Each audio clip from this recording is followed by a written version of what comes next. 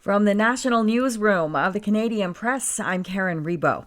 Canada's Chief Public Health Officer says bird flu is among her top concerns heading into 2025. H5N1 avian flu has been on the rise globally and has decimated poultry farms in Canada and has infected dairy cattle herds in the U.S.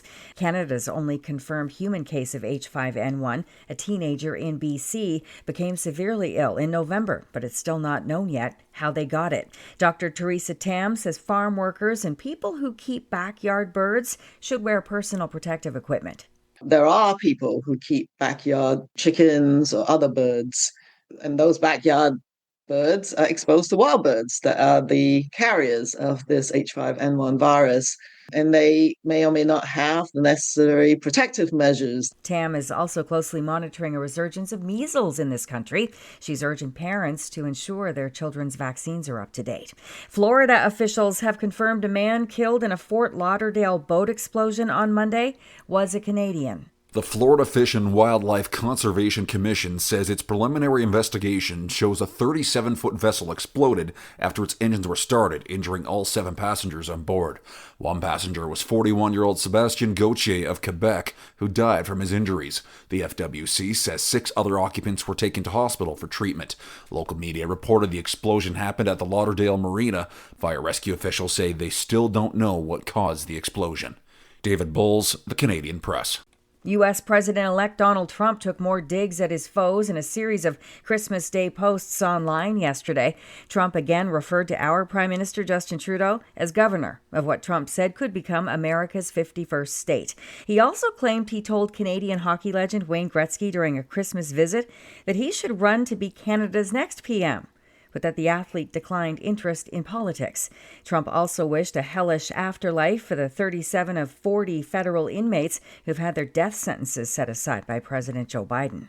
Nova Scotia Premier Tim Houston says he's on board with the federal government's Team Canada approach to the tariff threat from U.S. President-elect Trump because of the vital trade relationship his province has with our southern neighbor.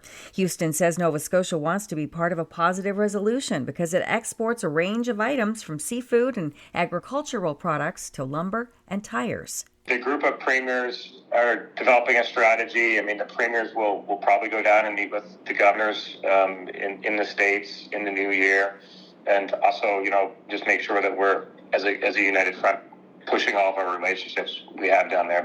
According to Nova Scotia government stats, the province's exports to the U.S. accounted for nearly 70% of all exports between January and September of this year. This is the Canadian Press. In sports, with its sights set on winning a 21st men's title, Team Canada begins play tonight in the 2025 World Junior Hockey Championship in Ottawa. Canada won all 3 of its pre-tournament games, and tonight will face Finland in the opening day action. The Toronto Raptors will try to end an 8-game losing skid tonight when they visit the Memphis Grizzlies.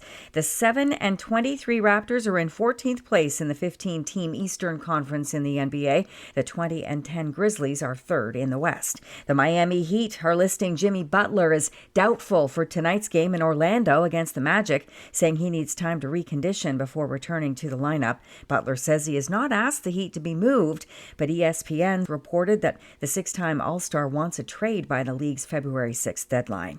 And the Seattle Seahawks will try to keep their fading NFL playoff hopes alive tonight when they play the struggling Bears in Chicago. From the Canadian Press, I'm Karen Rebo. Thanks for listening. Don't forget to follow and subscribe. For more of today's top stories, visit thecanadianpressnews.ca.